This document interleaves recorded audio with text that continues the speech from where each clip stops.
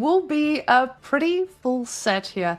Now, with these two, I'm hoping Marine Lord's right, and we get a 3-2. But this is also good for him, keep in mind, because if Marine Lord sees these two go up against each other in more games, you will also see exactly what his opponents might not be prepared for.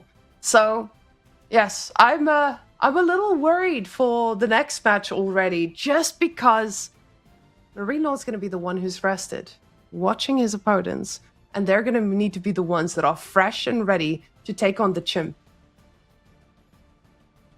And it's an explosive matchup to start us off as well. So already I think there'll be some tight plays even after the very first game here, if I'm completely honest, because we have Malians for Puppypaw up against Anotand's Rus on Dry Arabia.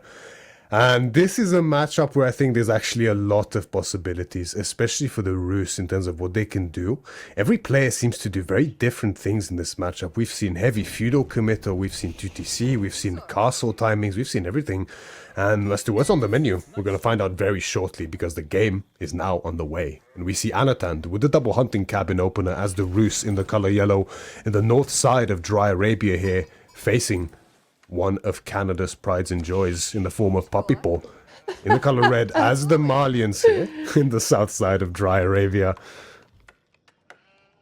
And I love the way you introduced Puppypaw here with on the Malians. I feel like we might see a little bit more of a shenanigan between these two, because Rus hasn't seen a competitive W in a while.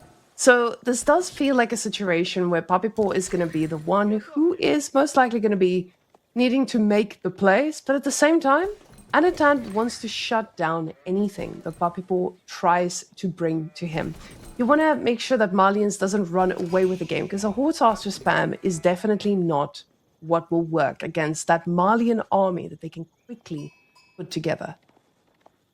Yes, the threat of those superior archers with the poison arrows, or even, God forbid for them, javelin throwers to destroy those horse archers, makes it such a difficult unit to go into for the Rus here. One they normally love to go into, but much harder now for them.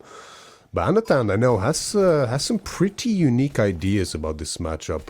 I remember facing him long ago, and even seeing him against others since then. There seems to be a very heavy focus on spearmen early on from Anotand. He's even done it in the Dark Age before, up against the Malians. But that's not going to be the case here for now. But I wouldn't be surprised to still see barracks being thrown up whilst he's still aging up with that Golden Gate, delaying pro scouts or potentially skipping it altogether and just going all out with the aggression. But when I see Puppypaw spawn here as the Malians with the behind woodline back gold and the second back gold tucked away in the corner, I just get mad. No, you have to think about this. If we saw what Marine Lord did last game, we saw a man who knew how to move with his units and make sure that you can shut down any bit of economy that is not directly under the TC.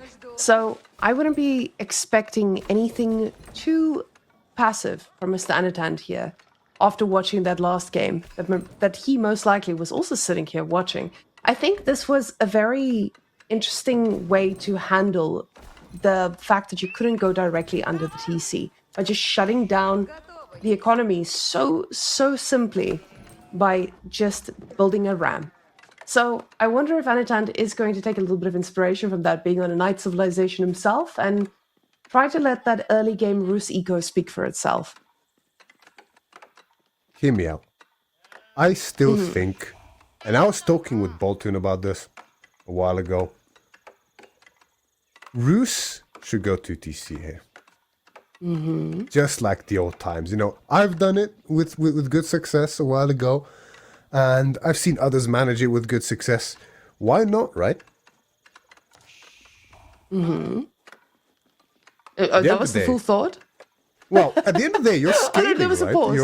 You keep scaling your economy as the Malians do it, and you can keep pressuring the feudal age. You're not too worried about an excessively early castle age from the Malians if you do so, because you're going to have a military advantage with pro scouts if you do go for it.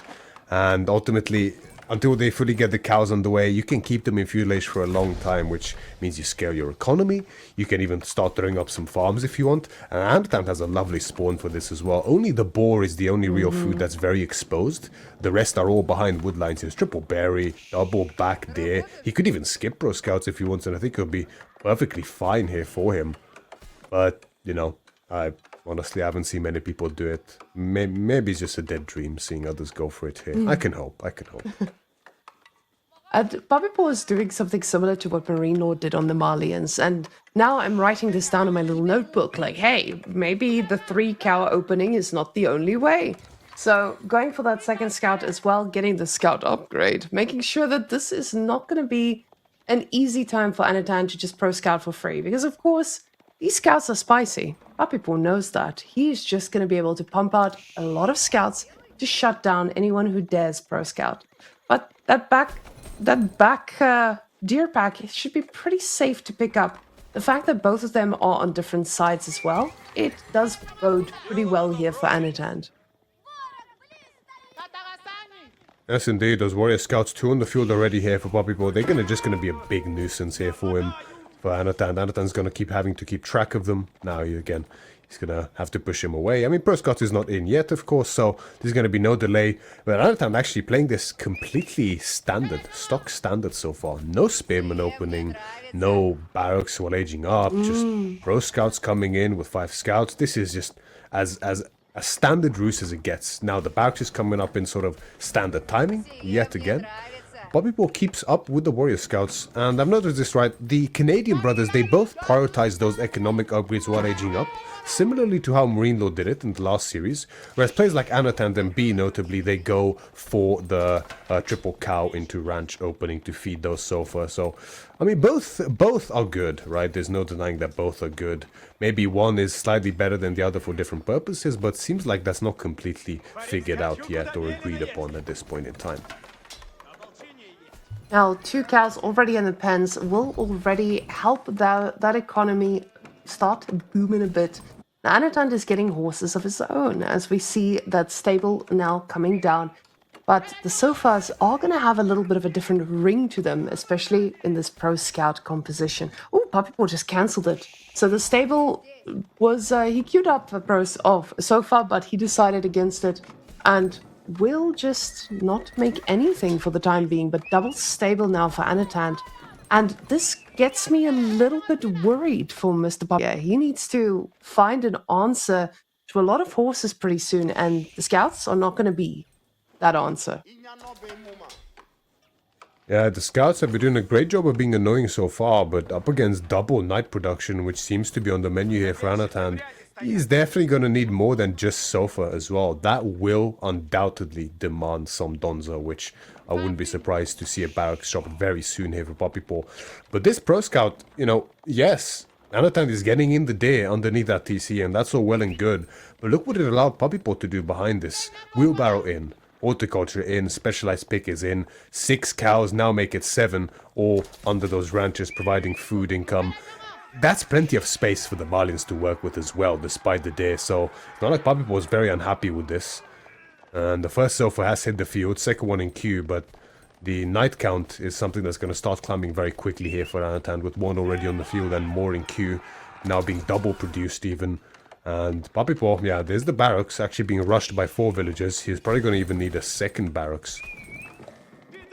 Dealing with this amount of knights is not going to be simple. He does make the pro scouting quite a bit more annoying, with a lot more micro required here from Anotand, but Anotand, he doesn't have a problem spending a little bit of micro and picking up these. He's perfectly capable of doing so. Now, with these scouts, he is able to cause a little bit of havoc, keep them busy, but the sofas, they have a target, and that target is the knights that are starting to pour towards his base. I'll mix in with a few Donzos, and I say a few as 3 instantly get queued up. He wants this to not be a problem for him for too long. And with those amount of Donzos, he's going to be able to respond to this pretty fast. More sofas in queue, though. He believes in this composition. Yeah, the sofa Donzo, very prudent composition indeed, but up against Knight and Spear, just the mirrored version, but essentially a little bit better from Anotand. At least his Knights are better than the sofa. The Donzos are better than regular Spearmen. that makes things tricky. I mean, both players reticent to enter any range units here. I know the Canadians in particular often joke about the weakness of range units, but, well, joke probably quite seriously as well. They do think, I do think they mean it a lot of the time, which there are grounds for it. But this is a fake out completely by Anotand. It's just a few knights to demand respect here from Puppypaw, because the Abbey of the Trinity actually is now on the way. So that's going to be a lot of relics very quickly for Anotand. He's going to miss out on the gold income from the High Trade House, but instead he's going to have access to some very strong, unique upgrades for his warrior monks.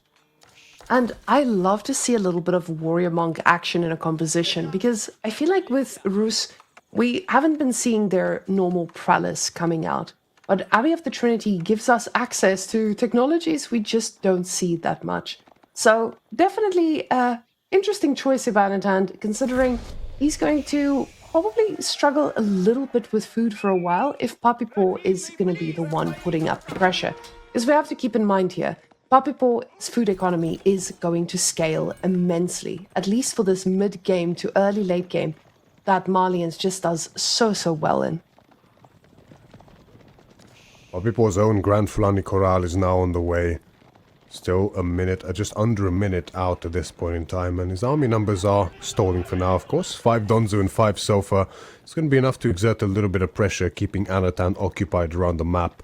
But it honestly wouldn't surprise me at all if we see from Anotand nothing but pure knights from now forth, alongside those warrior monks, because when Boyar's Fortitude is in, these knights, alongside the Saint's Blessing, are going to make very short work of the Sofa. The Sofa, of course, are excellent against infantry units, but if you just don't make any, that entire advantage is just useless. So that seems to be the plan here for Anotand. Actually, Horse Archers in queue as well. Recognizing the committal into Donzo means that Anotand will go into them as well, but that might dilute his composition a bit too much. And already Puppypaw is sacrificing a few of these units just because he's focused his attention elsewhere. Anotand recognizing, hey, this is my moment to pick up these relics. Let's send the knights with. We're not taking any chances. And beautiful read here by Anotand on just exactly where the units will be. Puppypaw, though, says, I might need another set of Donzos to come on out here, and commits to even more. Now, with a low number of horse archers, he's not going to be able to do too much, but I don't expect Anotand to stick to just one horse archer in the queue. He hasn't queued up anything else just yet, but knights right now, that's exactly what he's looking at. Considering it's only one horse archer, I was going to say it might be misclick, but straight away 2 more in queue, so this is going to be on the menu here for him. And the warrior scout still being a havoc here at the backline, forcing the spears to be in position and ever vigilant of their positioning. 3 warrior scouts can kill a villager pretty easily if they get on top of him, so definitely demands respect.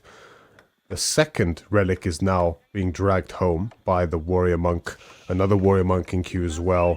Wheelbarrow on the way for Anotand too, and the knight numbers keep climbing. Looks like Puppypaw was a bit unsure what to commit to. That's part of the reason the warrior scouts were moving around the back as well. He wants to get a good gauge, like, is this just knights? Is this something else as well? Because he made some archers, but then he stopped. Now he made a barracks and he stopped making donzos for a little while, but now he's again making archers, donzos, and sofa. I mean, tri-composition here as Mali is definitely going to cover all angles, and he undoubtedly has the food income to do so. Yeah, with him not really knowing what to commit to, it's quite surprising seeing this. He's got a lot of scouts here. He gets to split those around if he felt like it, and actually go and see exactly what he's up against. But with these horse archers, he gets a pretty good answer of what's coming next.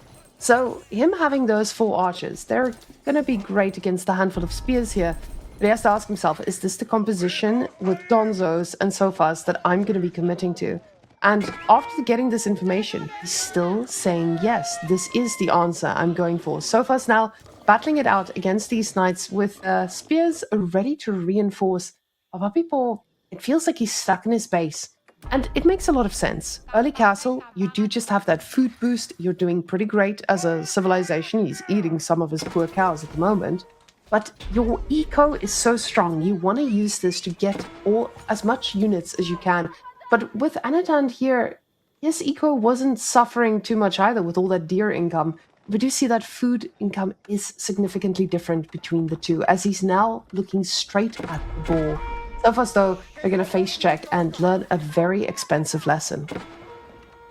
As the boar, much needed here for Anotand to keep supplementing his food income, because you see it plummet very sharply here from over 1,000 now to just barely under 600 for him as the deer begin running out, and there's no high trade house providing a steady income of deer either for him, so the food's going to be a real problem. And what you mentioned about the Mardians is very, very true indeed.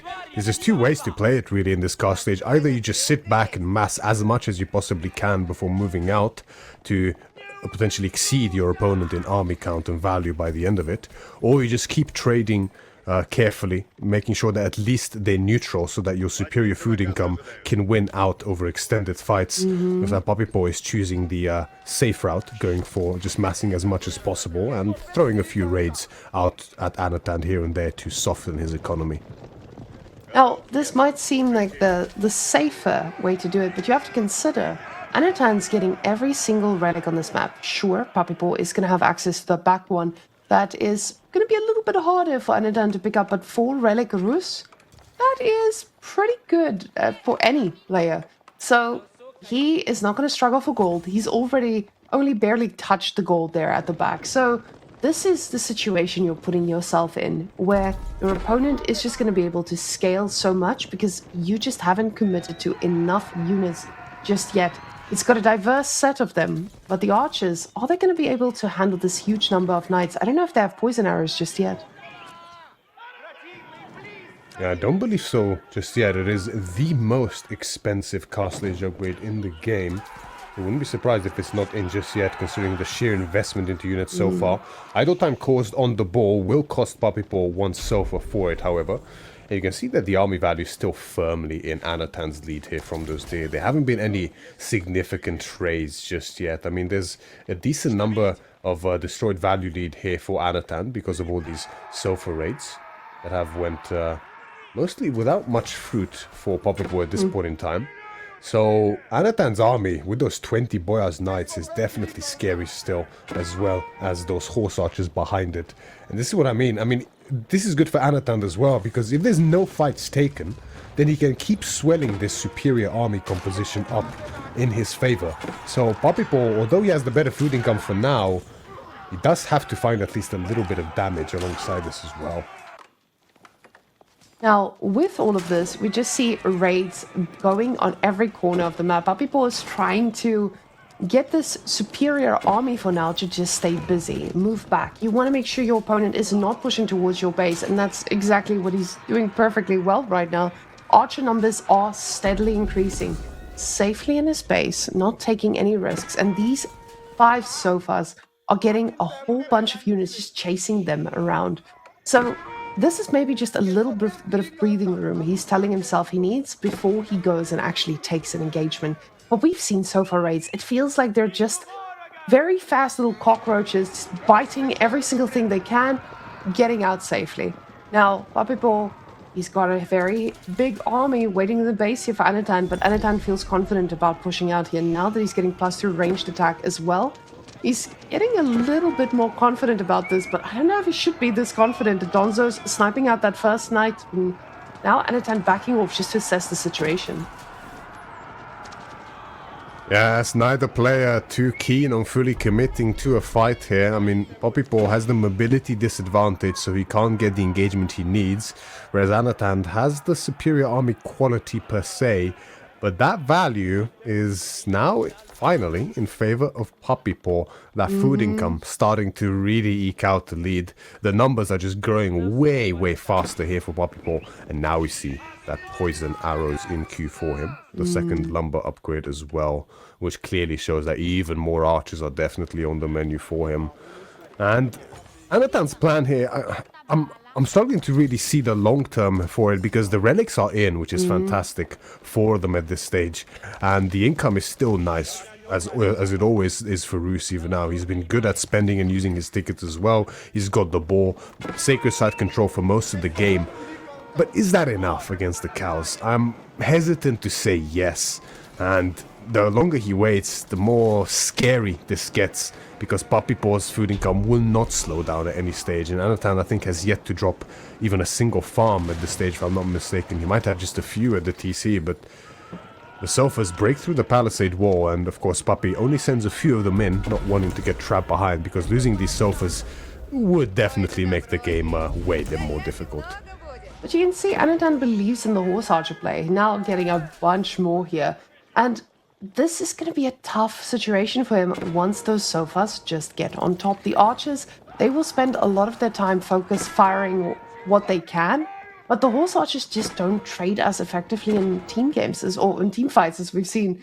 Now, sofas, just again, constant raids. It's really showing the power thereof. And you can see every single time the horse archers turn to fight, one of them will get picked off. And even in these little choke points where they might be able to force an unfavorable trade, the sofas are doing pretty well. There's just more of them. Yes, and the sofa, arguably the best knight in the game up against horse archers outside of maybe the camel lancer. Their additional speed and additional armor means that less decreased damage that the horse archers have is gonna work very much in their favor. Speaking of favor though, looks like this fight is not going the way Puppypaw had wanted, because his sofas are stuck on knights blessed by the inspiration, the Saint's blessing on the right side of the fight. You know, his Donzo mass is getting melted on the left, but there's not as many knights on the left, so he's able to break through on that side. And now Anotand is forced to hold underneath the TC. The pure blob here from Puppypaw is getting a bit too much for Anotand, but as the knights reconvene from the right flank, Puppypaw finds himself just a little bit overextended here, and in this choke point he's going to lose a lot on the retreat because the Donzo numbers are no longer there, and the Donzos are dying very quickly indeed to the horse archers here, and there's very few left still on the front line, but the knight numbers from Anotand are also falling very rapidly. You can see that he's really struggling to remass. The food income is not looking terrible, but there's idle time caused still on the flanks, it looks like, as at this point Puppypaw has taken over that ball and demolished the wooden fortress there, and Anotand doesn't have anything left in him still, as GG is cold. Puppypaw takes game number 1. And the paw is the law, he says, perfectly shown to us that you just need to wait for that right moment to engage. Malians definitely looking pretty good with the right timing and with the right breathing room they were given. I think Anotand here maybe had overestimated the ability of Rus to do so. Now, we are looking at the Marine Lord Beastie graph in front of us, but it should be switched over pretty quickly. There we go, right in front of us. We see here how quickly that skyrocketed onto the side of the Malians. Because when you have a very strong Castle Age economy, you know where your strength is and you know what you're waiting for. That the archer numbers were doing so well with the poison arrows against this composition from Anotand. And maybe he takes something from this about waiting and letting Puppy capitalize on where his civ is good. But we have Kawasan up and running. Ladies and gentlemen, that is something I'm excited for, especially with the two civilizations we have on the board. Quite a spicy matchup, I have to say, and it doesn't surprise me to see Anotand picking this as the next map. Of course, for those who aren't aware, the loser always picks the next map to be played in the series.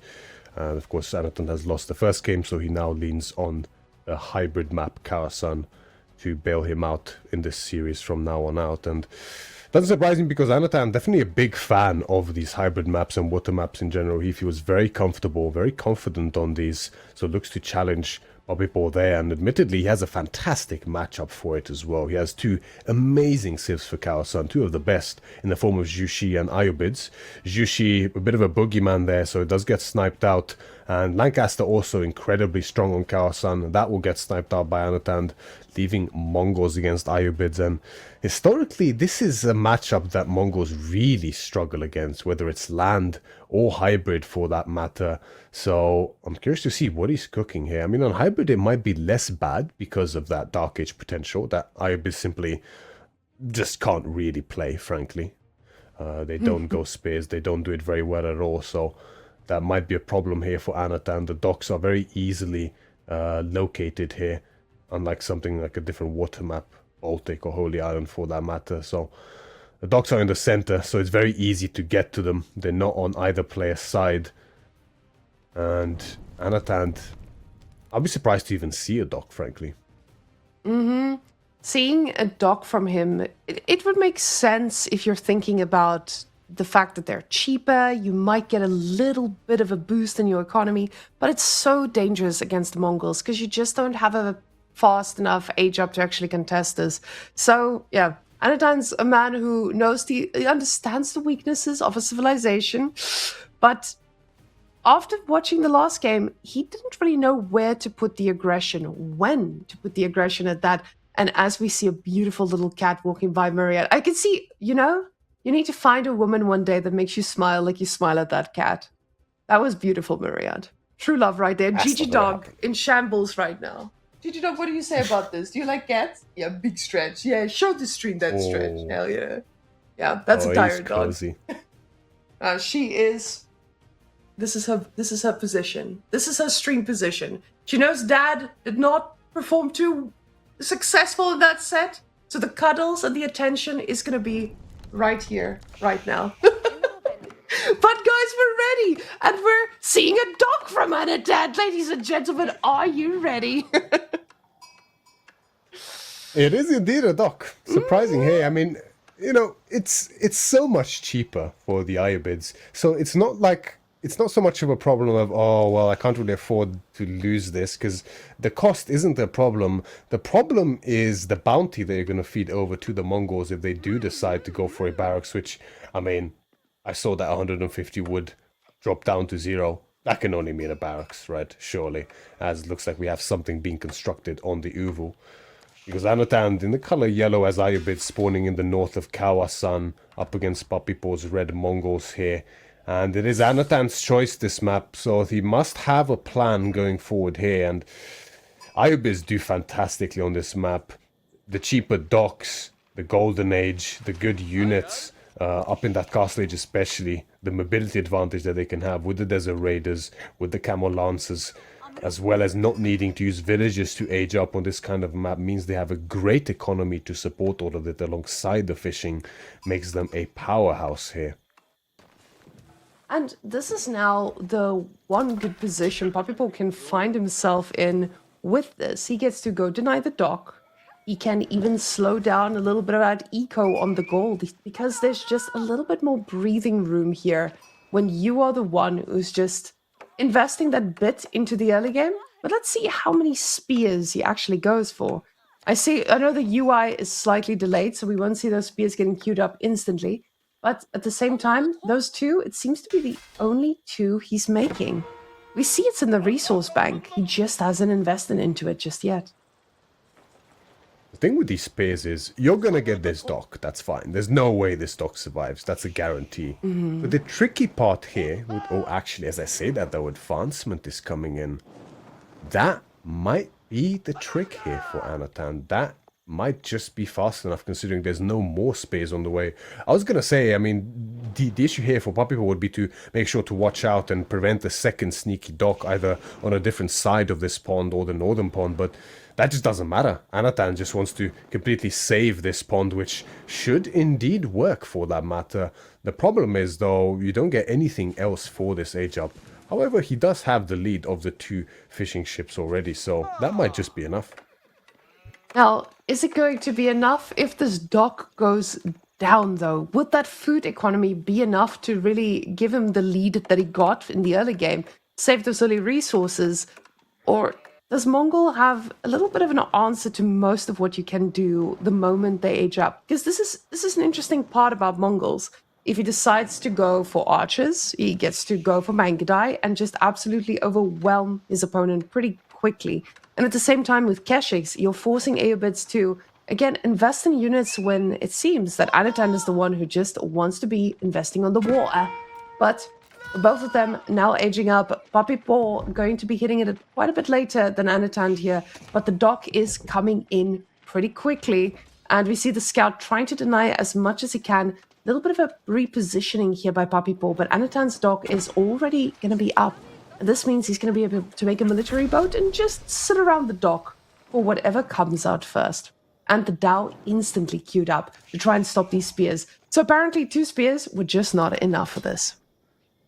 They definitely weren't, and that's why I'm a bit confused by Puppypaw's approach here, because if you're going to go for spears, that's great, but 2 is not enough for anything here, really. It's not enough to prevent additional docks. It's not enough to burn down the first dock.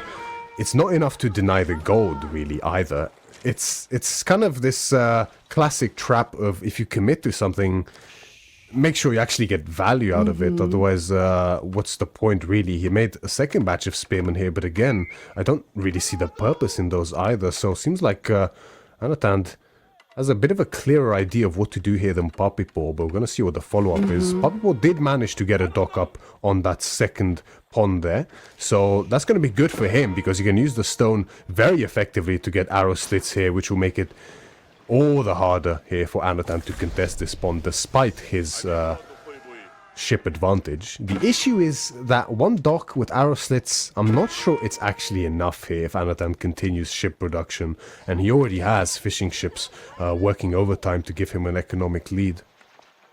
Anotand is in a very comfy spot, and this is why when you told me that 2 spears is going to be enough to take down a dock, I was so surprised. I was like, what? That's crazy! But with Advancement Wing, it definitely changes the ability to do so. So, not crazy apparently, Mariette. Thank you very much. Now we know Advancement Wing is the answer if you want to get that ship out just early enough. Do not give Mongol their value. The placement really doing a bit of work here, forcing Anotand to invest in a bit more. But the Khan's Hunter, or is that just the Khan? That's luckily just the Khan. He will be back if he dies, but stays alive for another shot.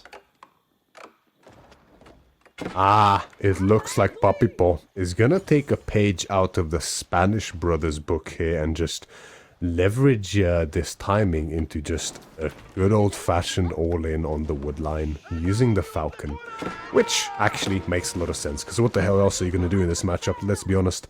And the tower gets cancelled initially. I think Puppypaw wasn't actually able to stop it in time, if I'm not mistaken, so loses some wood there, and there's already an archer on the field here from Anotand, so that power is not going to happen, that's for sure. And there's no further committal on this pond here by Puppypaw. There is now a war junk coming out, but there's no secondary dock, so quite a tough thing to place as well, considering the Bagla is already there on the water from Anotand.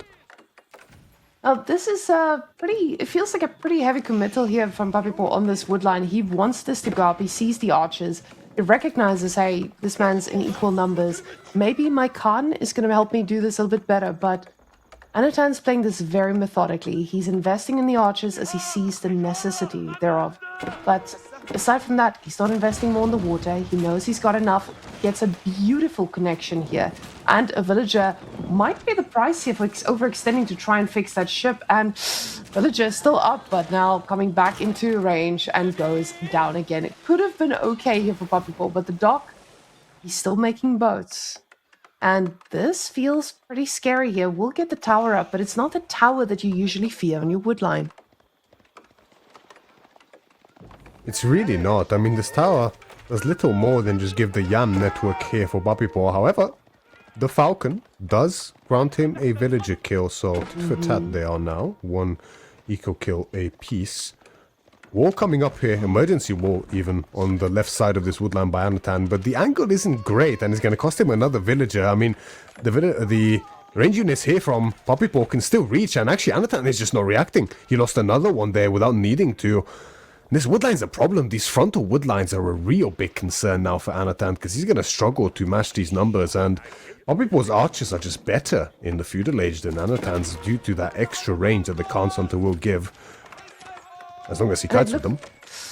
He's standing there ready to take a fight directly under the tower. The tower is now getting an emplacement as well, but the villagers on this wood, you can see how desperate he is to keep this going. But he's got to ask himself, what do I do here? I don't have the wood. He doesn't have the wood for even building a house here. Stuck at 50 for now. But he is moving, migrating to another wood line, and that lumber camp is being built as the house is getting rushed up, as he notices, hey, maybe I am getting pop-capped quite a bit here. Now the archers, they are in position yet again, focusing on the villagers for a second, but switching to the horse pretty quickly. They have to fall back to the tower, but the kiting will matter here, and a horseman goes down, but so will an archer or two. Now the question is just, is this enough damage to actually shut down the Mongol push? I don't think so. this tower is just providing so much value. And the presence of that tower, the move speed, as well as just the sheer amount of damage the Khan soaked up. I'm surprised how intently Anotand was focusing it. He did manage to get him in the end, which is a great win, but I feel like he could have just won that engagement outright if he just ignored the Khan. But the tower might have made it difficult anyway, in fairness. Second stable now being dropped. But this is worth it for Anotand in the long run, because now he has a fair bit of breathing room in order to get from that woodline and chop a fair bit. Because there's no more Khan on the field here for Puppypaw, so no more Scouting Falcon. I do think the Khan's Hunter managed to get in the tower, if I'm not mistaken, before dying. So he also has a Falcon available for vision. But there's 2 horsemen on the field now, and Anotand has the archer advantage in his base. It's stalling a little bit here for Puppypaw. But as I say that, Puppypaw actually reinvested on this right pond and completely gained control. And this is pretty great for Puppypaw here. He now has an opportunity to just scale up with fishing, just as Anotand is on the other side. And denial of that wood line is exactly what Mongols loves to do on the map. That's how they win the water usually. Now the tower is peppering away at every single ranged unit that dares step closely. So you can see these archers, they're trying to step in and try and take a beautiful engagement here, but the tower is target focused, and I love this about Puppypaw. Puppypaw knows what he needs to kill, and the name of the game is archers. Loses a ton under the tower, and the tower still lives. Another horseman now. You might be able to get the tower, but at what cost? Every bit of your ranged units, and now your horses are the front line. Now, luckily, there's only one spear, and the archers are forced to go back. So this actually working out pretty well here for Anotand. But the Keshiks, they have arrived, Myriad, and they are looking feisty. There's nothing doing enough damage to actually handle them right now. Yeah, the Keshiks arriving in the nick of time. Maybe just a couple of seconds too late here for Puppypaw. Ends up costing him a lot of additional archers. But these Keshiks are definitely a problem now for Anotand. And now Puppypaw is scaling his own fishing ships behind this, so he's going to start to slowly catch up in that income, but Anotand is definitely still ahead at this stage, at least in the fishing ships, not quite in the income yet due to the idle time he has suffered so far.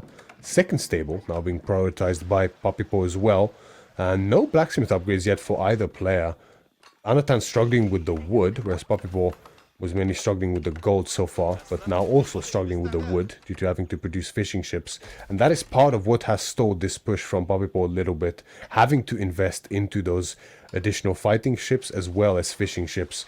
But that might prove prudent in the end, as it will allow him to swell his numbers further. And in Feudal, undoubtedly, Mongols do have the advantage if they're able to get a big army together, because sure, Ayubids have the Desert Raiders, but they will always be very vulnerable to archers, whereas the Keshiks, they are still a knight light, and that's always to be respected. Although, against Desert Raiders, you can see how that goes.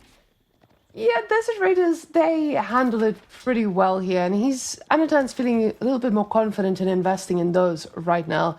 And with the horses in the mix too, this feels like the answer he was looking for. Although Puppypaw, economically, they are pretty much even right now. Puppypaw being a little bit ahead, killing a few of those vills, and you can only invest that much on the water. Now, finally, getting the mass up here to try and deny these towers, but the Keshiks go right on in to just increase that fire a bit.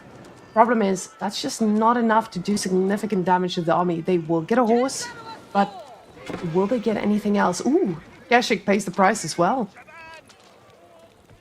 Indeed, I don't even know how he managed to sneak this tower behind all of this as well. Just randomly another tower being a thorn in Anotand's woodline yet again. Does end up falling, but costs him a fair few units there. And Puppypaw is getting his army together, and it's a scary army indeed, because probably crazy, but I think Anotand was thinking about Castle Age behind all of this, which, I mean, it's kind of what you have to do, but it's a very tricky thing to pull off in this position here, as the military upgrades are rolling in for Puppypaw behind this. Iron Undermesh is already in, Steel Arrow soon to finish as well. The Desert Raiders look to go for a raid, but they're discovered in the midst of it, and two of them fall for free. And this is a massive loss. Those aren't the free types of Desert Raiders that we don't mind losing. They are mass critical ones. Now, he is about to click that up. And the question now is, where does he go with this? Is this where you go for the economic wing, where you're like, hey, I need those extra vills? Or am I just going to die if I don't go for units? And honestly, that feels like a kind of position he's in right now. He's not in a spot where, hey, he can just sit back and let it work. And that's exactly what happens here. Reinforcement wing gets chosen. So you know you lost a handful of vills, but this is not your comeback mechanic. You need the army, and you're going to need it constantly against this very powerful Mongol push. But Puppypaw, he's having some dirty thoughts about Castle Age himself. Yeah, and it's a quick turnaround time for it too as well. Beautifully macroed by Puppypaw to do so. And Anotand, I think he desperately needs to use his gold for a steeled arrow here. He really needs it yesterday for these towers, but it's too far at this point in time, as Puppypaw, with zero fear, going directly onto these towers that are not yet fortified, and he's going to look to burn them down. There's not much military here for Anotand, really. The archers are trying to get a few shots off here and there, but the Keshiks, with the healing on the tower as well as the additional ranged armor, are quite tanky indeed in this position. Villagers make an escape, only one falls. That could have been a lot worse there for Anotand. And the arrow slits on the second tower might dissuade Puppypaw, but absolutely not, as I say that. He re-engages from the left side and goes to torch it directly yet again. Stepping out, actually, being the landmark of choice here for Puppypaw, which makes me wonder, I think he intends to actually play this the long game, maybe even into an Imperial Age. Now, getting the step out, it's not just about you having the choice of Imperial Age, but it's also you having the luxury of Imperial Age at a very critical time when your opponent is currently scrambling. So he pulls back, and Anotand should signal to him that the age up is coming. And funnily enough, it seems like step out will be done before reinforcement wing even has a shot. And this is pretty crazy, because this means Puppypaw feels like, hey, I'm going to get my upgrades pretty quickly. I'm going to be able to do this push a lot harder than you are ready for.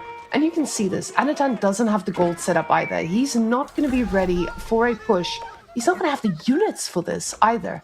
Because the moment he queues up that upgrade, he just has enough for one more or two camel lances. And that's exactly what he spends it on. Yes, exactly. Not even able to afford the veterancy for these desert raiders at this point in time, needing the camel lances instead. A prudent choice, I would say, given the position here. So doing best with what he has available to him. But in terms of a push, I mean, I'm not sure about Puppypaw's plan here, because if he was to go for a decisive push here, then undoubtedly Kurutai would be the better landmark for it. That buff is so potent indeed, and there's great places to park it as well. Like between these two woodlines here would be an instrumental position for him. But yeah, I mean, with these outposts especially set up, this is definitely a play towards Imperial Age. Very few units in production, only crossbows, as the only real threat to him in terms of a dive point are those camel lancers, so the crossbows will deal with that. Yeah, this is definitely a cook for Imperial Age. That's interesting that you say that, Maria, because I see him now switching to quite a bit of men-at-arms behind this as well. And for me, this would signal like, hey, he wants a little bit of front line between all of this, but is he recommitting? The food is staying quite low, but the gold value is so massive from the Stepford out. And maybe that is exactly what Puppypaw was looking for here. All those fishing boats, though, this is going to mean that that pond gets overfished pretty well, which just means that there's going to be a little bit of a food drop for a while if he's not careful. With only one pasture, this is not a good position you want to put yourself in. But Anotand is the one who cannot make a play happen, as he's just stuck in his base constantly. Yeah, that's why it is the prime. Yeah, it's for sure. I mean, there's so much map control, right? Like, it would actually be a blunder not to do it in this position, because that's his win con. I mean, in Castle Age without Kurultai, there's no way the Mongol army ever holds a candle to the Ayurved army. There's just no way. They have better units and better siege. That's a recipe for disaster in an extended fight, and people are perfectly aware of this, as I'm pretty sure Anotand is perfectly aware of this, because suddenly the fear that he has suffered is now gone. He recognizes that I didn't see a Kurultai, I didn't see more units being invested, the raids have subsided as well. As I say that, though, a raid comes in and he turns back, not what he wants to do in this position. And the timing of this Imperial Age, I think, is extremely dangerous here for Anotand. This feels like a make or break moment for Anotand. The moment he hears that age up, he's going to feel, hey, I need to do something about this. But the problem is, when you are playing the Mongols, you have a bit of a weakness. Because sure, you've invested so many resources into getting your Khaganate Palace up. You probably didn't produce units, but that's not the case for Puppypaw. Puppypaw has a very solid army behind this that can defend against most. And most importantly, he's dive-proof. He's got the towers, he's got the emplacements. This is not your standard all greedy Mongol Imperial rush. This is a responsible Mongol rush. Now, Ayurved's one of the best civilizations in the game at dealing with this Mongol Imperial Age rush because of the unit we see showcasing itself right now, the Manjanik. He's absolutely destroying those fishing ships. So it's first going to be on the fishing that Anotand's going to get rid of, and then he's likely going to make a combined push. Anotand, I imagine, is going to just keep reinvesting non-stop here. He has the military wing, the Desert Raiders will come. With enough Manjaniks, he can torch anything that comes out of that Khaganate Palace, and he can torch down those defensive springboard emplacement towers that Puppypaw has in position as well. And Puppypaw looks like it's going to be elite archers as the unit of choice here, knowing that gold is limited. That's the cheapest, most effective unit that he can make in this age. And the Manjanik just deletes half of the military ships there from Puppypaw. Disgusting. Oh my gosh, Myriad. That was disgusting. And Anotand behind this is like, actually, I need more food. Let me just go and clean that up for you. But with this, he's still going to ask himself, like, okay, what units are coming? They're going to be elite. Am I going to be able to handle them? Well, it's a Huihuipao. So yes, you will. You lucky sir.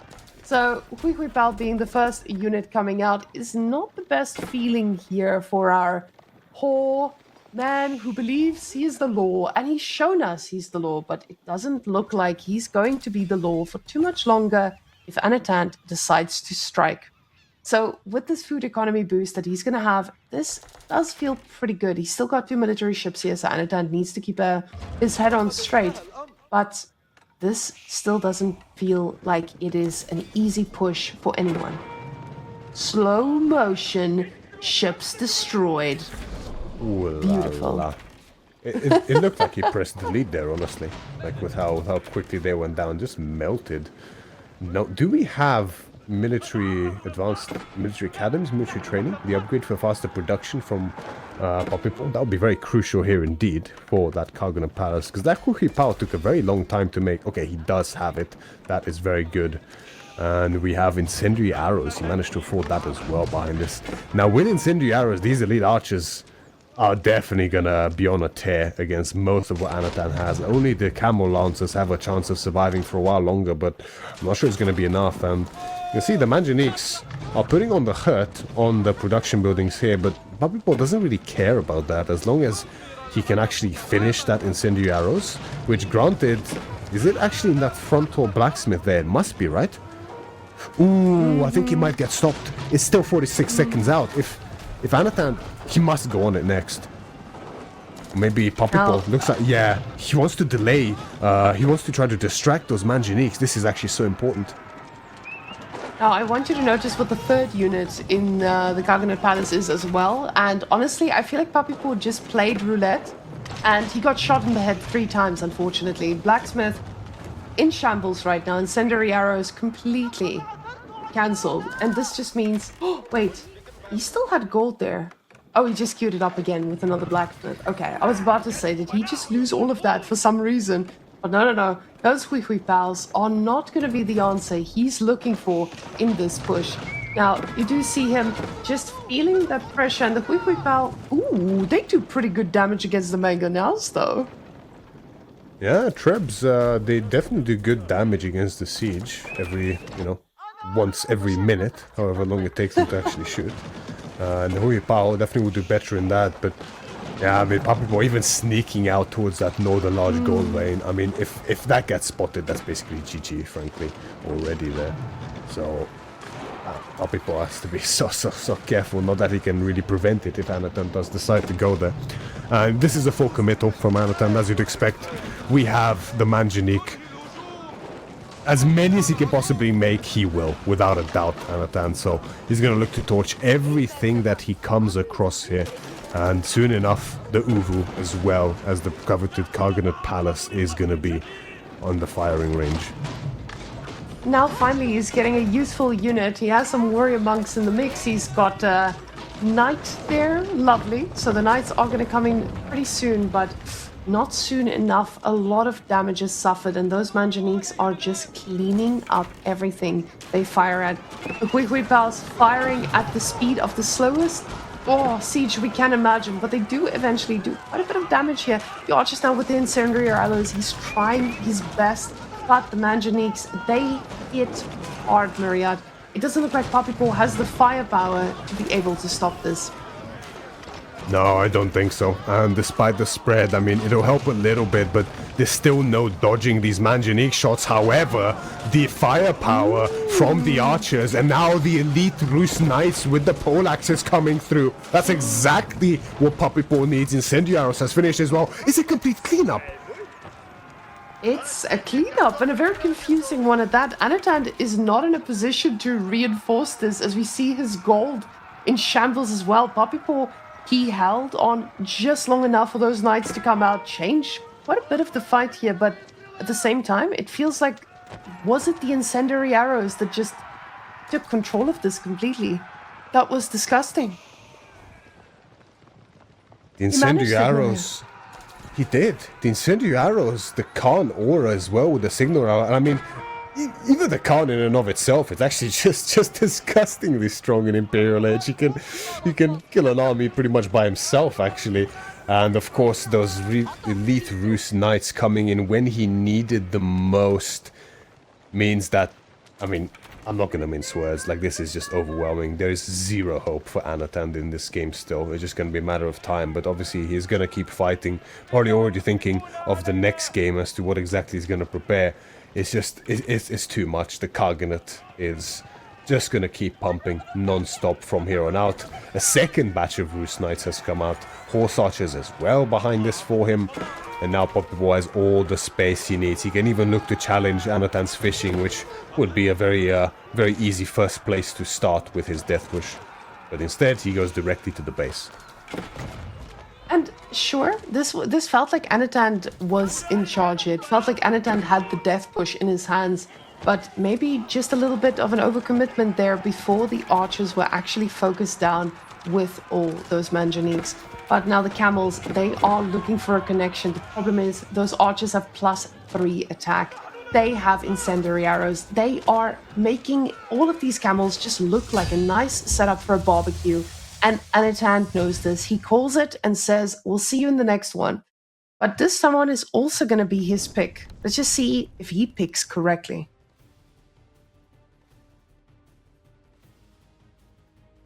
That's a tough one for Anotand for sure. I mean, this you don't want to be in this position where you lose the first game. That's rough enough, especially in I mean, people have different opinions of Rus.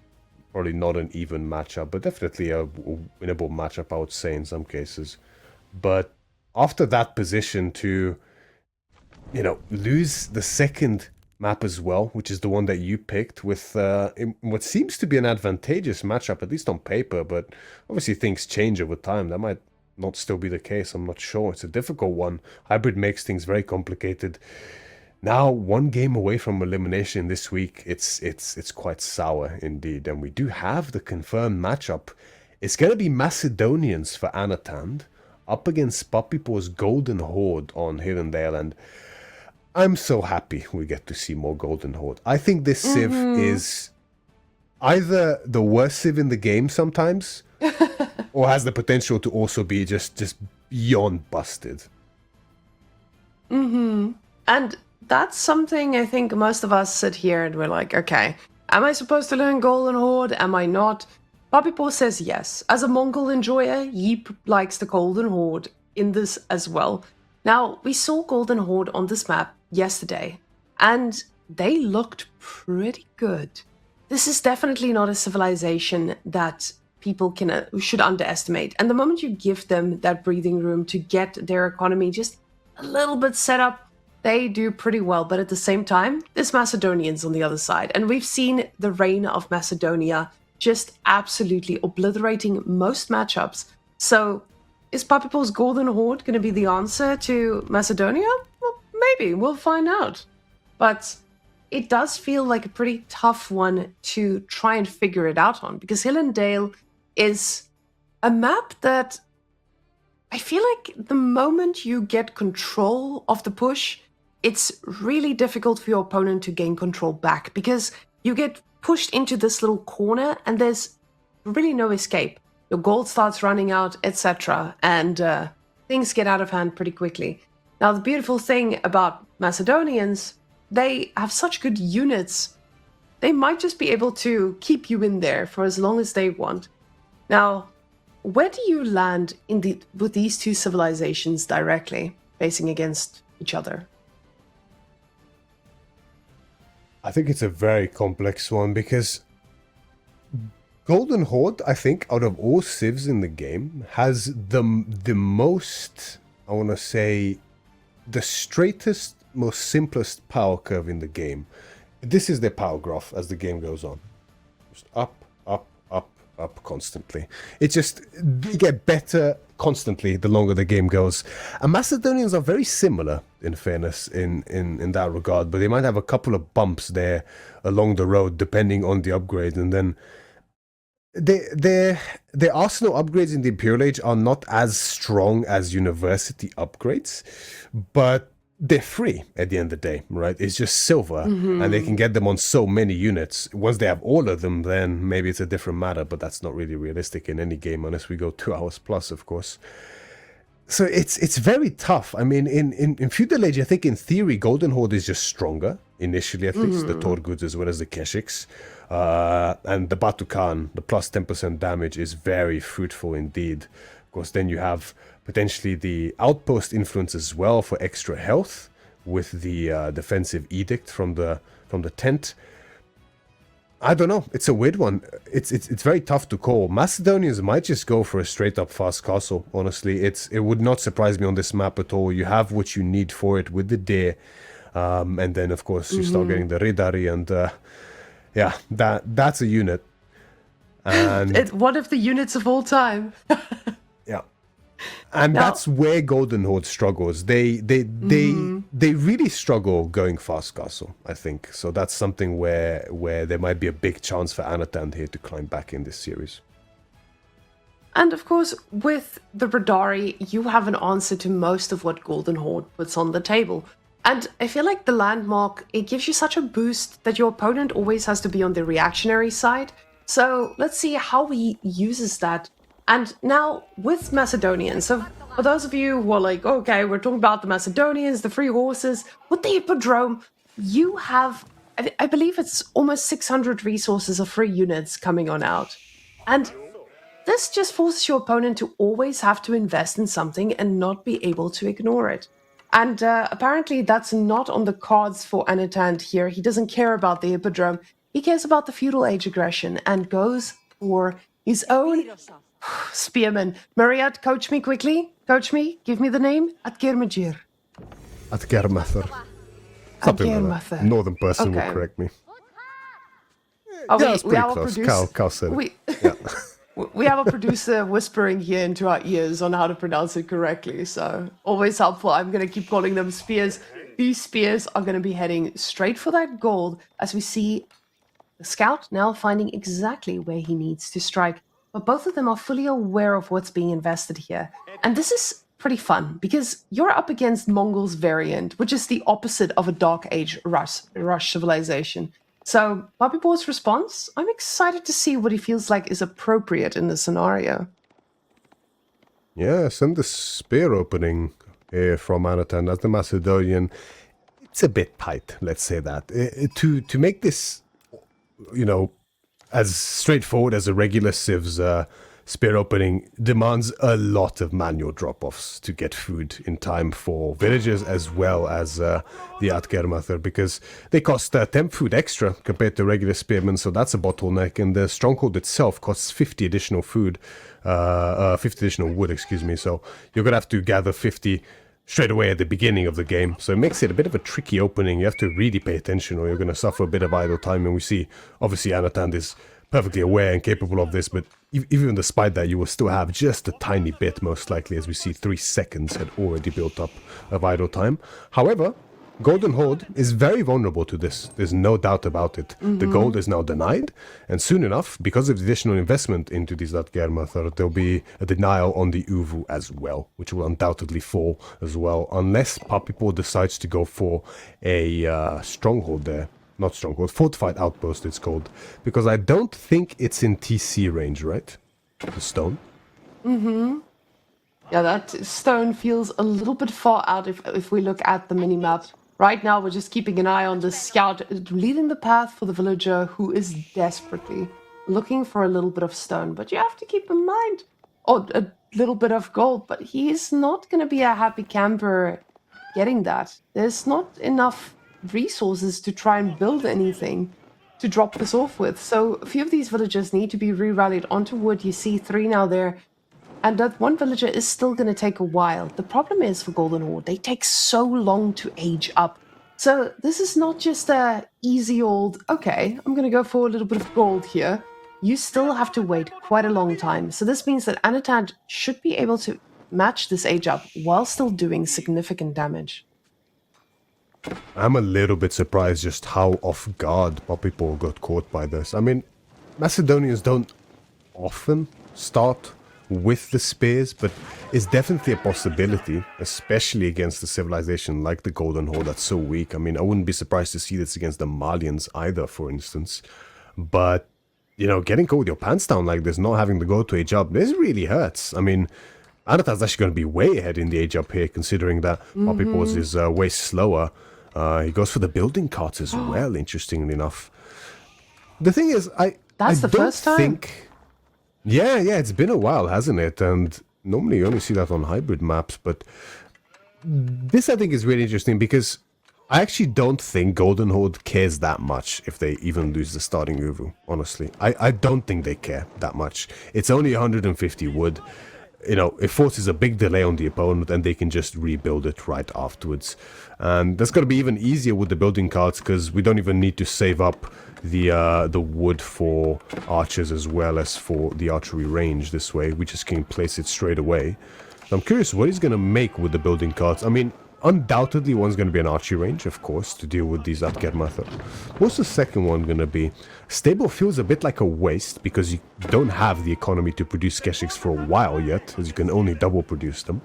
But you might as well go for a stockyard potentially. Now, a stockyard is great value. It's 250 wood, and that's a lot of very nice food income coming in for him. Now, looking at building carts coming in this slowly, it does bring you... It brings a lot of stress here, and that poor villager with the gold in his arms, he's gonna try to make it home, but it looks like a very sad tale that's about to be told. Body block coming in with that scout, and it's gonna be worth it for Anotand because he's gonna get the kill after all. The villager turning right into his death, and everyone else surviving. I was gonna say, if he loses a few spears, this still feels good. Anotand now fully in the driving seat. And Puppypaw, he's a hungry boy. You can see him trying to kill those deer on the safe side. And everything he makes will surely fall as we see them just being spears, but they can't even get upgraded today. No, they cannot. There is no gold, no more stone either here for Puppypaw. So one is an archery range. What's the second one? Can we go towards the right a little bit? I think he placed it there, right? No. The barracks was from the Dark Age. Okay, he made a blacksmith with it. Very interesting. Considering he can't even upgrade his spears at this point in time. That's a rough one. Puppypaw looking to keep control of this deer, but the TC range is... I mean, he's going to protect the back deer, but not the frontal ones. Anotand is following up with a full committal here. As I say that, though, it's a fake out again. Because look at that gold. It's going to be a castle age. And getting a castle age, it's gonna feel pretty good. You know your opponent is already suffering. He's like that meme with the kid drowning, but there's a skeleton underwater. Yes, skeleton underwater right now is Mr. Puppypaw. And Anotand, he is just swimming his way all the way to, for him, hopefully a reverse sweep. But Puppypaw, he'll give this his all. We saw how aggressive he can be with every bit of breathing room you give him. And now he's the one pushing. He notices Anotand pulling away. And Anotand pulling away can only mean one thing. The problem is, I see a yellow dot going there to the north. And that yellow dot might be a spicy little unit looking for some damage. And it is. Puppypaw, smelling that something is off, he's gonna look to push across the map now, across the dale, so to say, and look to challenge Anotand directly. Problem is, the gold is at the back, and there's still a good number of units here for Anotand. Puppypaw just doesn't actually have enough to really make anything happen in this position. Surprisingly though, Anotand didn't even opt to take his dare, even though he had plenty of time and space to do so. Which means that he might be running into some food struggles when it comes to getting this castle age, and his gold is way, way ahead of his food in that regard. And I'm pretty sure that means that, I mean, it looks like to me like he just changed his mind completely because of this.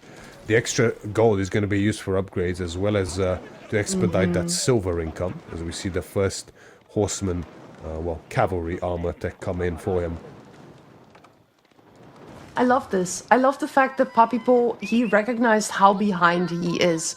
But he knows if I don't land now, if I don't force my opponent to react, he's going to run away with the game. Because he knows what Castle Age looks like for the Macedonian dynasty. So Puppypaw trying to get as much as he can from this. Same time, Anotand's like, I don't have the units for this right now. Let me go and try find more damage, delay you even more, so I can maybe get just a little bit more breathing room to try and do this.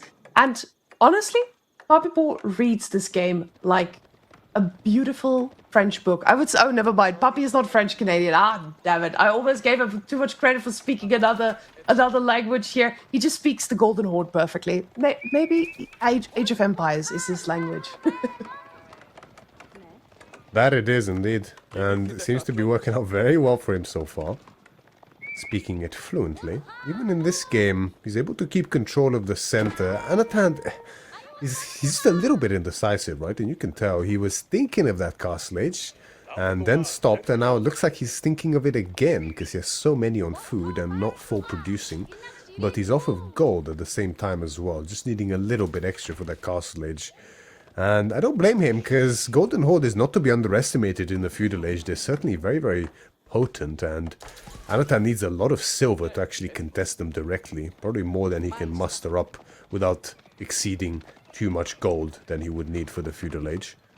Feudal now on the way for Puppy, who just keeps massing the infantry for now. I wonder, do we have any Karash on the field just yet, as that's a necessary addition for the Golden Horde. Oof. Between all of that, it does look like there is a handful of them in the mix there. 2 in that big army, but we do see yellow dots on the side of Puppypaw's base, but at the same time, Anotand is getting raided. So this is going to mean double the attention needed from our poor observers and double the attention from our players as well. Because when you just lose focus for a second here, this is where you lose 5 villagers. But both of these players, with all 6,000 APM coming out of those hands, they are trying to make this work. System of the First Heal is the choice here. And honestly, I haven't seen this on Macedonians at all. I have no idea what this one does. The System of the Hill is a pretty good landmark. It basically explains. Yeah, you can place this on economic buildings or a farm for that matter to gain food. And this is basically a super boosted Yorishiro, but only temporary. You can see there, only for 60 seconds. Now this results in a very significant economic injection in terms of income for a whole minute per charge. And the charges regenerate quite slowly. I think it's 1 every 2 minutes, maybe 3 minutes or so. But the thing with the System of the First Hill is it's very good very soon after Castle Age, but the charges are pretty rough in terms of generation. Like, they don't give that much value over the course of a game. It's not great, But right as you get into this castle age, it's a great amount of income, and in this position, actually, it makes perfect sense for Anotand to go for it.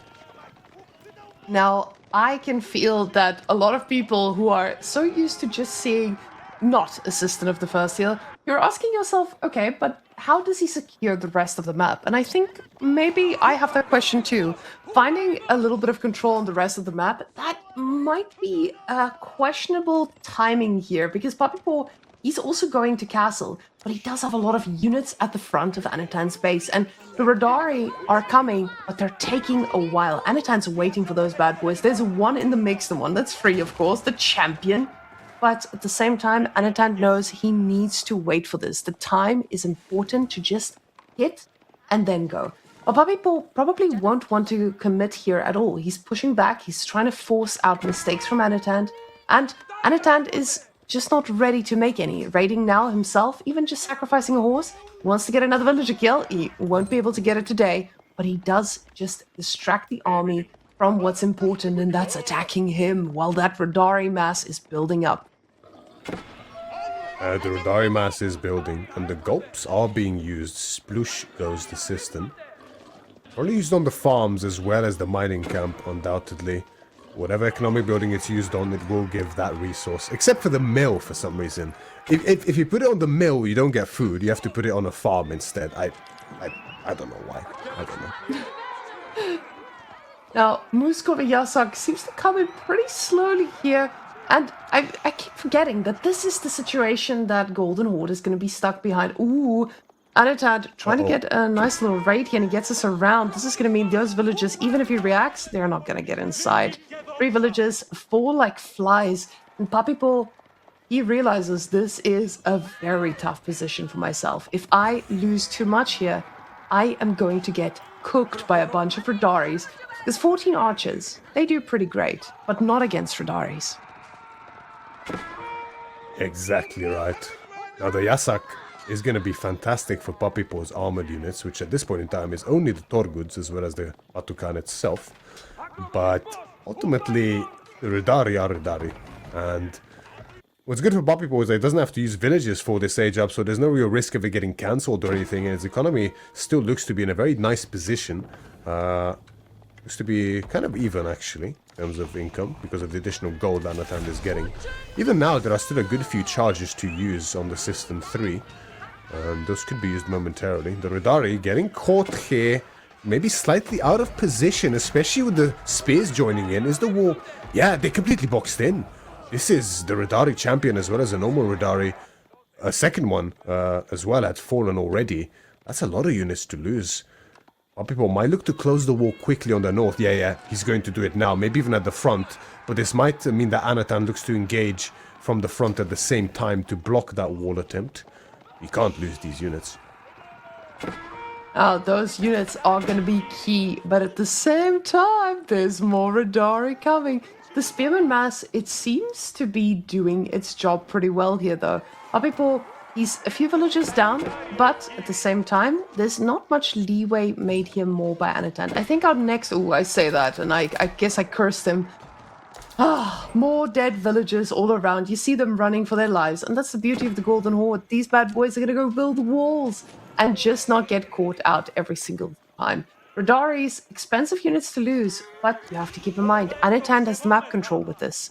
He's now moving out onto that big gold in front of his base, and Puppypaw won't be granted that same mercy if he doesn't take it himself.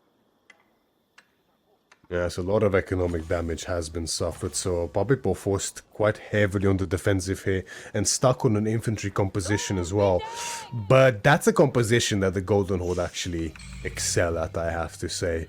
And as these numbers start building for Puppypaw here, Anotand, I'm not sure, it's tough to call. I mean, the Bogmathar are also building alongside the Radari, so he's going to have the answers he needs against the crossbow spearmen. As Wololo pushes away Puppypaw's units for a little while, but it's not really enough time bought for the prelate to, for the monk rather, to get away. Oh, actually it is though, because the Radari are there to help him. Yep. Maria, be careful, you're cursing this poor man. And Puppypaw's looking to make this a 3-0. It's just not looking like Anotand is willing to give that up anytime soon. Now, I'm a little bit worried here for Anotand still. Like, Anotand, he's in control, right? It feels like he's got the game. But at the same time, Golden Horde, they're going to start setting up all of that safe food economy. They're going to start getting out onto the map, and it doesn't feel like you are controlling them enough for this to be completely shut down, as we see those red dots extending all the way to the big golds as well. Anotand, it feels like with that Radari, he has the ability to do this, but he just hasn't sunk his teeth in too much. Now, he is the only one picking up relics. For now, Puppypaw does have 2 in there to try and get them himself, but you can see that food. The food is looking great, and Anotand does not have the same setup for himself.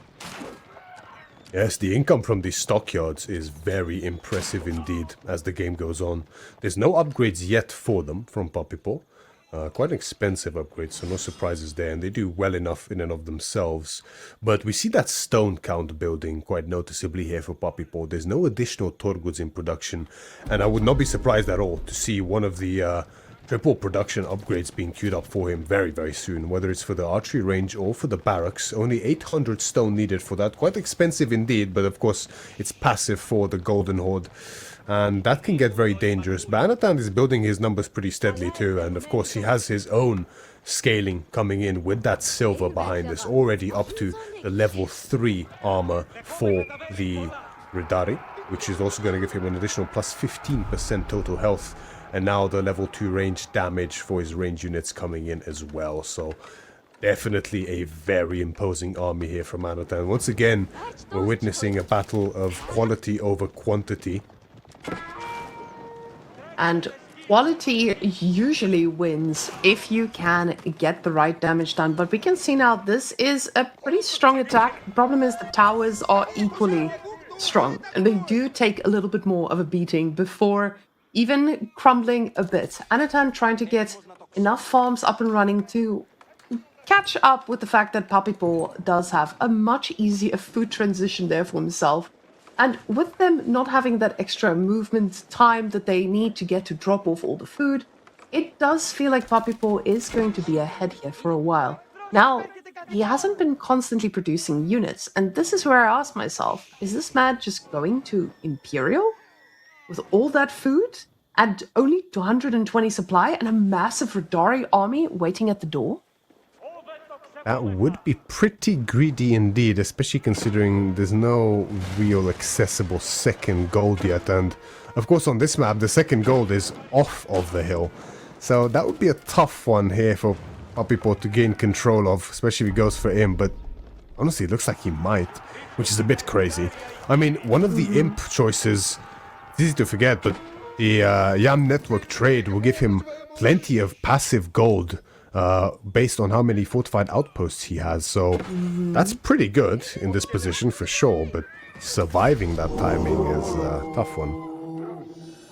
Now, Anotand's spear will make this out alive, almost clutch there for the Wololo, and the spears from Puppy just trying to make sure that the relic gets home safely. He knows that his gold is a limited edition resource, and the red dots does not look like security on the rest of these golds to me. Puppypaw now making a lot more units here. Ooh, all the food just been spent.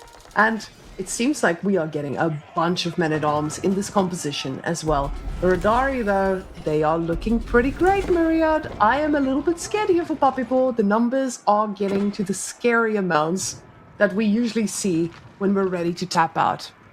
But can we check the production buildings quickly for Puppypaw, because all of the stone have been spent. He definitely got one of the double production upgrades, so it's not the range, but I think it's the, yeah, it's the barracks, isn't it? He got it on the barracks, that is why there's so many men-at-arms in queue. But the men-at-arms against Radari, not exactly the unit you want, and Puppypaw might have overextended slightly here. There's no fortified outpost to provide the additional health that he so desperately needs in this fight, and he's focusing the Radari very well with the crossbows, but there's very few crossbows really in comparison to the Radari. Focus activated on the archers as well. They're doing tremendous damage up against these crossbows and melting them quickly as well. The Rudari break through the front line here from Puppypaw as well. And there's no front line left. There's very little, in fact, left for Puppypaw at all in this game. The men-at-arms are coming in droves, 3 at a time when they are produced from the barracks. But it's not the unit you need against this. The outpost did go up here for Puppypaw, so he's going to be able to secure this gold momentarily, but there's still enough Rudari to kind of look to break through this, I think. Actually, there's a lot of men-at-arms. Now, the men-at-arms are providing a very nice front line. Oh my goodness, look at this front line that was just supplied to you. Brought to you by Golden Horde. And very quickly, this starts to look a little scary, but the runestone has been placed as well. And the villagers popping in, trying to get a few out there to still get the gold he needs. He does need to pull them back though, because what's funny enough, Anotand is not even focusing on the vills. He's focusing purely on army. He knows this is what I need to defeat. The villagers don't matter to me just yet. Radariro, he's got a different idea, so starts to pepper down the villagers. But the tower has been in place and the army is slowly getting picked off. Although it feels like Puppypaw is able to reinforce this pretty well here. Now more spears coming out, and that is a lot of them. But Myriad, my mind was just blown as I realized why he was stacking food that looked like an Imperial age up. It's just because he was waiting for the upgrade. Because the moment you get the upgrade, you're just going to have so many more units for the same amount of food. And my mind has been completely blown. I am so impressed with the civilization and so disgusted at the same time. I told you, once that stone rolls in, once you get that triple production on, I mean, even just one, this is just barracks for now. Just wait till he gets it on the ranges as well. It's still some ways out, to be fair. He's going to have to wait at least 3 minutes for that with the stone income that's coming in. So it'll be a while still. And then even have the Karash Edict as a chance. So that would be 4 units produced at the same time from a single production building if it gets to that stage. But that one isn't as important because you can produce them manually.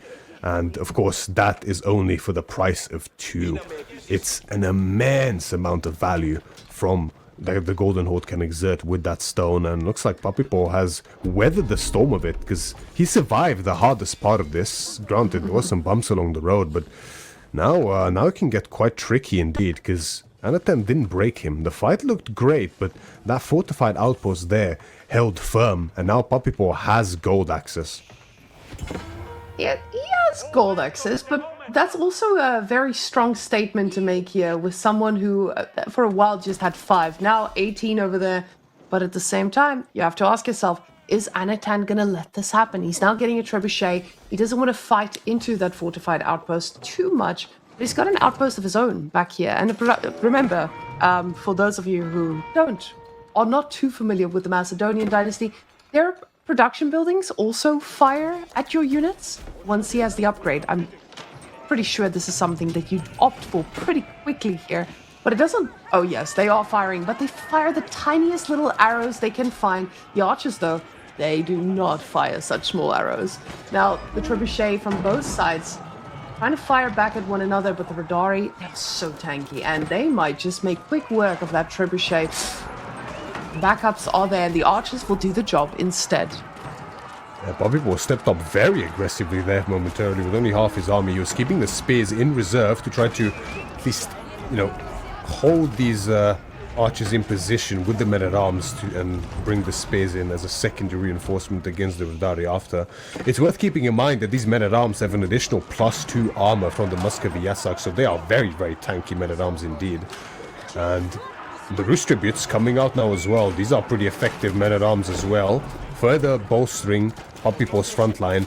The crossbow numbers are still pretty light, I have to say, and that's the real answer to these Radari. He's struggling to really get that count together, but the clash comes in. There's no more holes barred here. It's a good little choke point here for Anotand, but with so many spears on the field, it begs the question whether it's the kind of choke point he wants to be in. Springle's coming out as well, but very few of them at this point in time, and the Radari are losing their position against the sheer mass here from Puppypaw. Just so much meat on the table here from Puppypaw, breaking through the lines of Anotand. The Bogmathar are the only thing left between the infrastructure and Puppypaw's horde. The Golden Horde coming in through here is too much, Marika.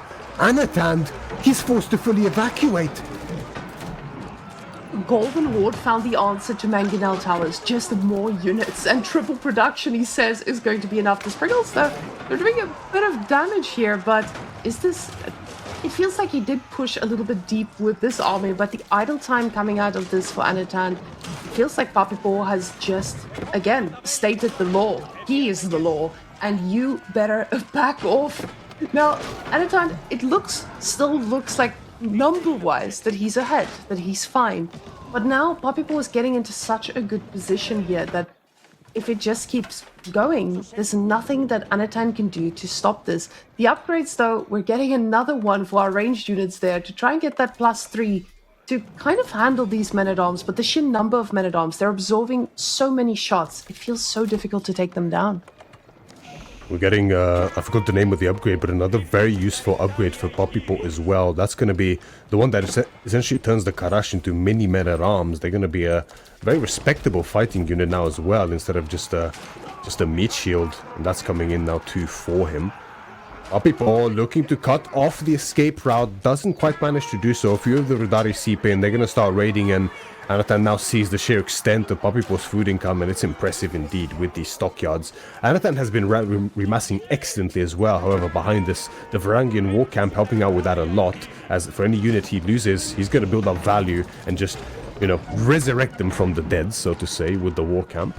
And so much silver in the bank as well for him. I wonder what he's saving up for. He can't get another of the cavalry armor upgrade. He's maxed out at 4 for the cartilage, so he must be waiting for the range damage. I'm not sure the cost of that one is. I think it's also 2,000. He must have just forgot. When you have this much going on, I can see why anyone can forget, because there's just so much that you need to take into account. But again, the Rudari are still scary. It is not all for free. He needs to be careful. Now, with those tiny little trebuchets, they're doing their best. The Springles, though, they are doing a decent job at this as well. Puppypaw trying his best to just break this constant stream of units. And the Springles are the target here at the back as well.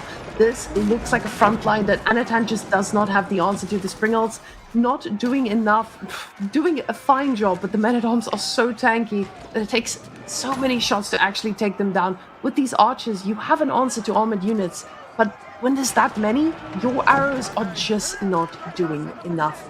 Now, Puppypaw feeling very confident in this, pushing forward. Anotand pushed off with that goal, but he does have another one. He just doesn't have the units to actually kill anything here. An unfortunate blunder by Anotand in some of these fights so far as well, not focusing out the Batu Khan. There are no Torguds to soak up the damage, so removing that Khan removes 10% additional damage that all of Puppypaw's units get. So very important to do so. Now the Khan has died, now being reproduced by Puppypaw, and this could potentially turn the tide if Anotand goes to fight now. He has a very nice mass. Again, the war camp providing so much value, and we have the final range damage upgrade coming in for Anotand as well. That's available in the cast stage. After this, he can look to focus on resistance for his archers and damage for his Rudari if he deems it so. But this is almost as strong as his army can possibly get at this stage. And you can see the struggle still despite that. Just this steadfast composition for Puppypaw is so potent. I think raids might need to be on the cards here for Anotand. He has to use that mobility to his advantage.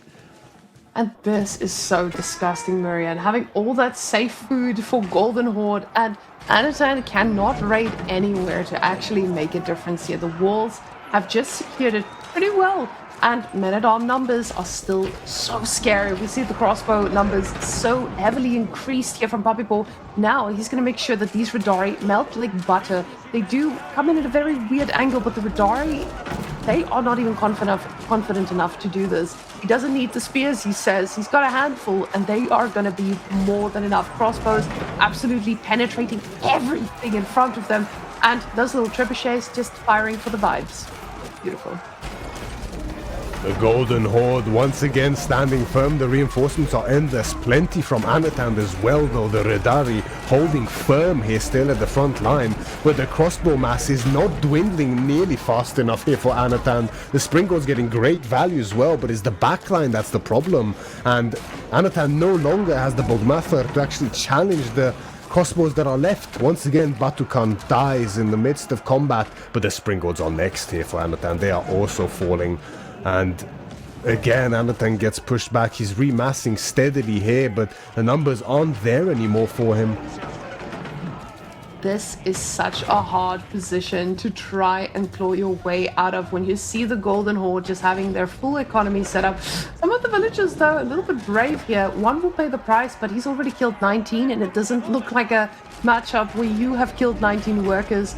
It looks like a matchup where you are the one barely holding on.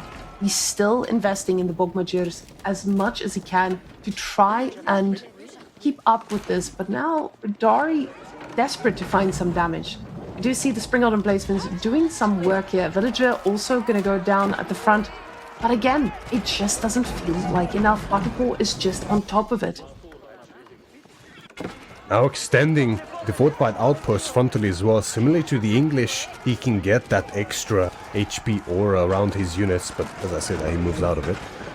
But still, again, the back and forth between these two is just relentless. Runestone getting dropped by Anotand, giving plenty of additional speed to his units as well as some extra damage. Now he's going to be able to kite this front line from Puppypaw quite effectively. But it takes so long to melt through these units here for Anotand. I mean, even with the additional +2 damage on these Bogmathar, it just gets cancelled out by the +2 armor on the men-at-arms from the Muscovy Yasak, not even counting the additional armor from the Karash that is coming in, but not at this point in time as there aren't any. Not yet. Puppypaw says, I don't need much, sir. I just need my little trebuchets, a lot of crossbows. And this takes me back to the time where Puppypaw and Wham were the type of players who would just make archers or / crossbows to defeat any form of an army. This time, you know, the men-at-arms, they are definitely serving their purpose here, but I love this mass composition with the archers, just showing us that these Radari are made of paper with the right amount of them. Now, Batukan getting on the back line, just dealing with things that, you know, they are going to need a lot of shots to really make it work. And getting into the food economy now, this is where it's going to matter. We see Anotand spending every bit of food he has, and that food income is kind of half of what Puppypaw has on order here. So Anotand is not going to be able to replace at the same rate that Puppypaw can. Another clash coming in here in the center. Anotand desperate to retain some semblance of map control here, but it's getting increasingly more difficult as Puppypaw's zone of influence expands, now with complete control over the south side of the map, and now looking to challenge Anotand's northern zone as well, even by cutting off the reinforcement potential from the main hill of Anotand's base. There's so little left here for Anotand. There's 10 Radari, but we can't see them. Don't know where they are. They might be going for a raid, but it's just too much there for Anotand. The Golden Horde. Pure numbers win out here against Anotand's sheer quality, and God, that must be such a tough one to take, but what a back and forth game. This could have went either way at any stage. This felt like Anotand's game for such a long time here. Puppypaw, he read it perfectly, and yet again he just re-emphasizes that the paw is the law, and makes it a clean sweep here. 3-0 against Anotand, which honestly, I don't think Anotand would have even expected. Marine Lord also saying this could be a 50-50, a pretty close one. But Puppypaw, he came in prepared. Yeah, this was a bit of an unexpected result. I thought this was literally 50-50 as well, but that's the thing. Day by day, it's different for every player, right? And oftentimes an opening matchup, a relatively even one, you could argue there with Marlins and Roos, if that goes south, it can get very tricky from there on, and then losing on the map that you pick always feels so bitter for you in that series indeed. And after that, when you're 2-0 down, it's so difficult to recover, not only in the draft, but from a practical perspective, but also just the mental toll it takes on you to lose back-to-back that way is really difficult to overcome. So unfortunately it doesn't work out for Anotand here, but Puppypaw does go through for a date with Marine Lord in the finals, and I'm sure that's a rematch that many people want to see, including myself. And And all hope is lost for Anotand. Again, as we mentioned before for BC, this is just the first week. There'll be plenty of chances in the future still. And every week, technically, it gets easier because one of the best contenders is removed from the competition. And it seems like our interview is also ready. So Myriad, take us away and talk to our champion, possibly the first one to qualify for Wololo. Indeed, the paw is the law. Puppypaw, congratulations on a very decisive victory here up against Anotand. How do you feel? I feel good. I mean, I played well today, so I like that going serious. It's having a tiny bit of audio. I'm sure maybe Cal can fix that. Yeah, maybe if you move it closer, it's a bit better. But yeah. Too quiet? Yeah, now it's good. Now it's good. I'm not sure. Maybe just move it away slightly. Yeah, there we go. That's good. Let's talk through this quite quickly because I'm sure you're eager to get just a little bit of rest at least. We have Malians up against Rus as an opening match. A bit of a classic matchup by now on Dry Arabia as well. Rus has taken some punches in the last patches, right, with Pro Scouts as well as Horse Archers being very weak up against Sofas nowadays especially. Did you feel comfortable going into this one with your game plan and what you're expecting from the matchup? Yeah, I felt comfortable for sure, yeah. I think Malians is a bit favored there, yeah.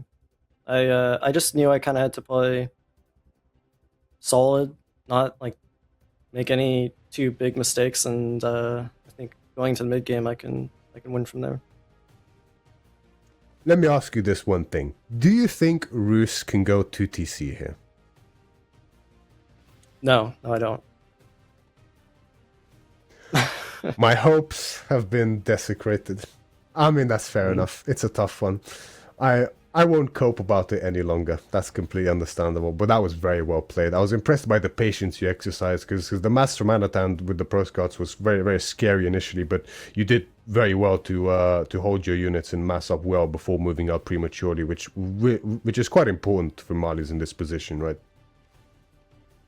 Yeah, I knew that. Like, I really didn't take any damage, so I thought I was going into a good spot. Yeah.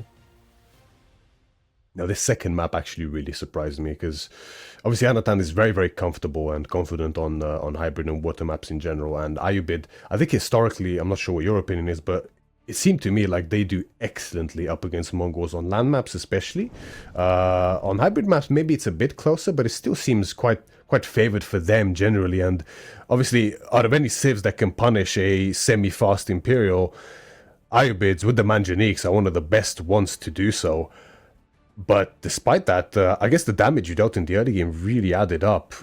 What do you credit this this win to in terms of in the game? Was it the damage you found early? Was it just the good handling and prioritization of upgrades in Imp? Or what do you think? Yeah, no, it was definitely the early game for sure. Yeah. I was a bit concerned when he kind of was challenging both docks like that, but I just thought, okay, let's kind of play like Vortex a little bit and try to retake the dock at some point. And I got a lot of good raids. I got a lot of good trades as well. So the early game went super well, but I was a little bit concerned when all those Manjaniques kept going. What was more worrying? Was it the Manjaniques or the triple Puppypaw? Oh, no, I expected the triple Puppypaw because, you know. No, probably the Puppypaw, yeah. I mean, you can't control stuff like that, so it's tough, but I still thought I had a very good chance, so. It's definitely going to raise the blood pressure a little bit, but this beautiful concave at the end and the surround, and obviously finally getting a good batch of units, the Rus Knights coming through at the end there to clean up the Manjaniques. It went as well as it possibly could there at the end to secure a 2-0 lead at this stage. And then we have a very spicy matchup indeed on Hill and Dale to determine it all. Macedonian Dynasty up against Golden Horde. Now, Macedonian by now is known to be a very a fearful civilization indeed. The Radari combined with the Bogmatha is just so strong with those upgrades. But Golden Horde, I think a lot of people in chat are surprised. I'm a little bit, although I was aware of this strength potentially somewhat. But once you get the triple production and you get to mix Karash in there, extend the outposts, Golden Horde can get out of hand very quickly, can't they? For sure, yeah. I mean, you're just getting 33% more units. It's a big deal. And Golden Horde also has a lot of, small eco bonuses that are quite nice. Their pastures are pretty good. They produce villages slightly faster. They have like a second UV right in the beginning of Feudal Age, so they have a lot of eco benefits that can really benefit them on a map like Hillendale, right, which is a bit more passive. Was the Golden Horde pick, was this kind of a revised pick here for you? As in, you had an idea that they can do quite well on this map, in this matchup in particular? Or was it also a case of, throwing Anotand off a little bit, maybe, having a 2-game buffer is always nice and you wanted to get a little bit more practice with them? Or is it like, or was that the initial case that it's actually a pretty strong pick here indeed, and Anotand may not be as well versed against it potentially? I wouldn't say it's like a strong pick, but it was my last Civ pick, so I was confident going into the match though, but I had practiced it. I think it's quite good in this map, but it was more of like a I don't think he's going to pick it, so I'm just going to pick it last and play how I did in practice, kind of. But I was confident.